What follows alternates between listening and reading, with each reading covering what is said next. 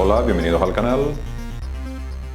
A lo largo de la historia, los científicos y los filósofos se han preguntado de qué estamos hechos. Y ya en el mundo griego, hace más de 2000 años, hubo un filósofo griego, Demócrito, que ya habló de átomos, de partículas muy pequeñas que no se podían dividir, que se llamaban átomos. Lo que pasa es que en aquella época no se le hizo mucho caso. Estaba Aristóteles, estaba Platón, que eran los filósofos más reconocidos, y la verdad que se le ignoró un poco al hombre, que tenía razón, ¿vale?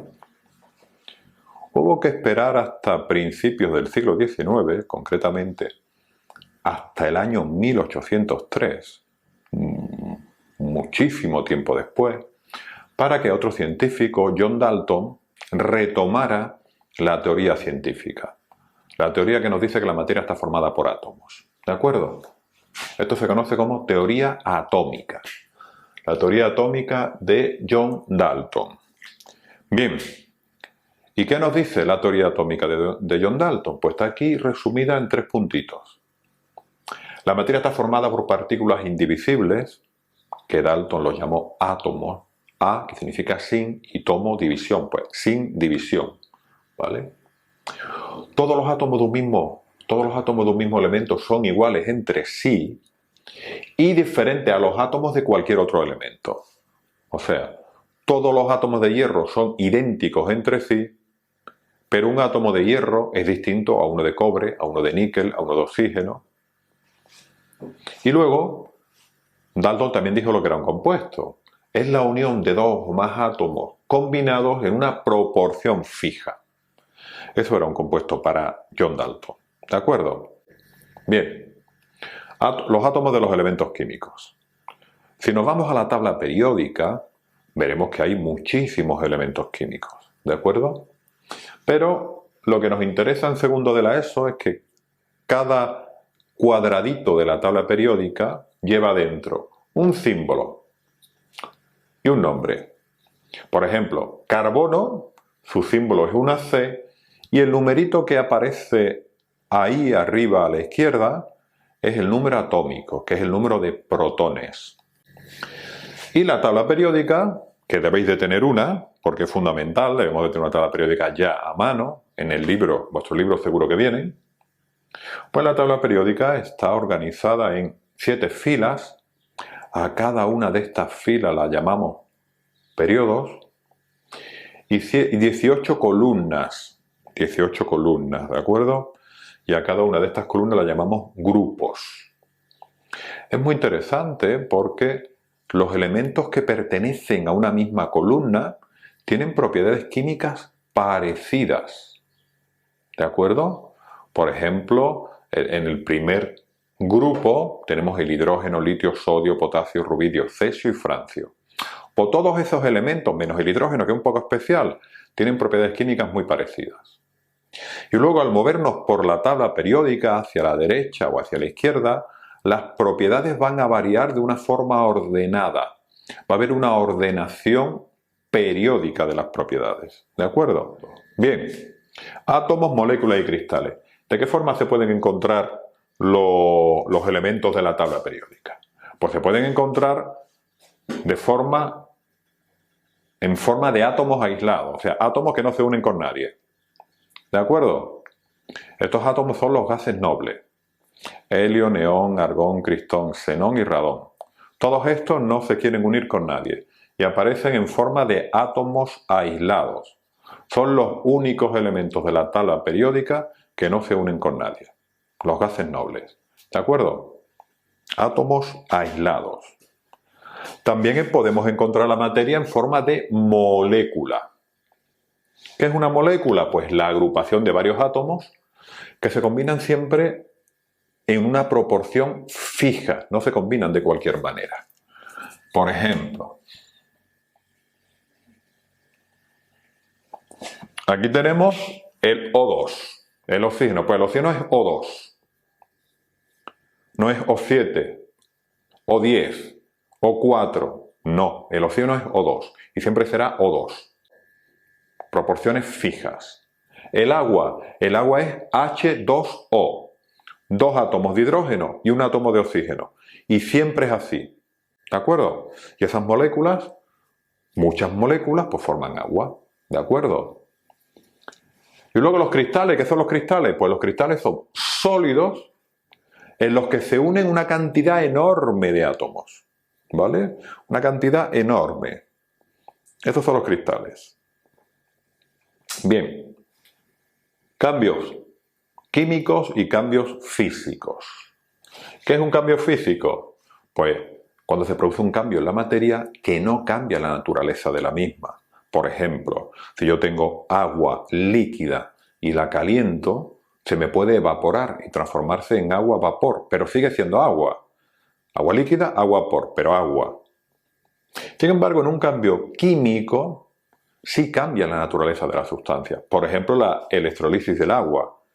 Si yo cojo agua y le meto una pila, 2 cables, el polo positivo y el polo negativo, rompo el agua. La rompo y obtengo hidrógeno y oxígeno por separado. Ya no tengo agua. Eso es un cambio químico. Hemos roto el agua y hemos formado hidrógeno y oxígeno. Muy bien, pues vamos a ver entonces alguna reacción química. Insisto, muy por encima, porque en segundo de la ESO no hay que avanzar mucho aquí. Pero, ¿qué es una reacción química? Pues vamos a poner la contraria de la que hemos visto allí en la electrolisis. Si el hidrógeno reacciona con el oxígeno para dar agua. Esto es una reacción química, ¿de acuerdo? Y los que están a la izquierda de la flecha se llaman reactivos y los que están a la derecha de la flecha se llaman productos. Hay una teoría que se llama la teoría de las colisiones que nos explica un poquito cómo ocurren las reacciones químicas. Bueno, pues las reacciones químicas, los reactivos, en este caso el hidrógeno y el oxígeno, para que reaccionen químicamente y se me forme agua, tienen que chocar unos con otros. Eso es evidente, ¿no? Si el hidrógeno se tiene que unir con el oxígeno, obviamente tienen que chocar. Pero tienen que chocar con una velocidad adecuada, una velocidad mínima. Si chocan a lo mejor muy despacito, no se produce reacción. Tienen que chocar con velocidad suficiente y con una orientación adecuada. Tampoco pueden chocar de cualquier manera. ¿Y qué factores influyen en la velocidad de reacción? O sea, las reacciones químicas pueden ocurrir muy rápido, pueden ocurrir muy lento, pueden no ocurrir, ¿vale? ¿Cómo puedo yo conseguir cambiar la velocidad a la que ocurren las reacciones químicas? Pues modificando fundamentalmente estos 4 factores. El primero es la temperatura. Si aumento la temperatura, la reacción química aumenta, su velocidad aumenta. El ejemplo típico es, ¿por qué metemos los alimentos en la nevera? Pues para que las reacciones químicas que estropean el alimento ocurran de forma muy lenta y de esa manera el alimento dura más. Si caliento, la velocidad de reacción aumenta, si enfrío, la velocidad de reacción disminuye. También puedo aumentar la velocidad de la reacción aumentando la concentración. A ver, ¿cómo os explico esto? La concentración es la cantidad de sustancia que tengo. Si yo tengo mucha concentración, pues la velocidad aumenta. Si tengo poca concentración, la velocidad disminuye. Os voy a poner un ejemplo. Imaginaros que estamos dentro de una clase, en nuestro instituto, dentro de una clase, y metemos dentro de la clase a 5 alumnos. Y los alumnos se están moviendo por toda la clase. Luego, la posibilidad de que estos alumnos choquen va a ser pequeña. ¿Por qué? Porque hay solo 5 y la clase es muy grande. ¿Qué pasa si en vez de meter 5 alumnos en el aula, meto 50? Y estos 50 alumnos empiezan a moverse y a correr por toda el aula, igual que antes, solo que ahora hay 50. Pues la posibilidad de que choquen ahora es muy alta, porque son muchos. Y como hemos dicho, para que se produzca una reacción química, lo primero que tiene que ocurrir es que se encuentren y que choquen. Luego, aumentando la concentración, la velocidad de reacción aumenta. Superficie de contacto. Si aumento la superficie de contacto, la velocidad de reacción también aumenta. Si yo tengo un tronco de madera y lo quiero quemar, obviamente arderá más rápido si lo corto en trocitos muy pequeños en virutitas de madera y le meto fuego, arde muy rápido. Pero si quiero quemar el tronco gordo de madera sin romperlo, tarda mucho en quemarse. Eso es debido a que cuando quemamos un tronco lo que estamos haciendo es una reacción química. La madera está reaccionando con el oxígeno. Cuando el tronco está entero, únicamente el oxígeno entra en contacto con la madera en la superficie. Pero si el tronco lo rompo en trocitos muy pequeños, pues ahora el oxígeno puede entrar por muchas más partes. Superficie de contacto. Y por último tenemos los catalizadores. Los catalizadores son unas sustancias que aumentan la velocidad de reacción, ¿vale?